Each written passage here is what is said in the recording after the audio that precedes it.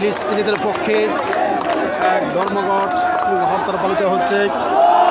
সকাল school college varsity তাদের class বর্জন করে ফিলিস্তিনিদের পক্ষে, মানবতার পক্ষে, বিশ্ব মানবতার পক্ষে, ফিলিস্তিনিদের পক্ষে এবং জায়নবাদীদের বিরুদ্ধে অবস্থান নিয়ে সোচ্চার হয়েছে নরসিংদী জেলখানা মোড়।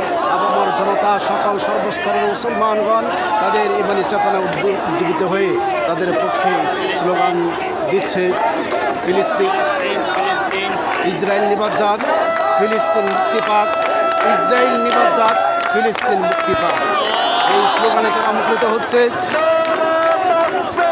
যে ফিলিস্তিন মুসলমানদের প্রাণের স্পন্দন, যে ফিলিস্তিনকে মুক্তির জন্য আজকে তারা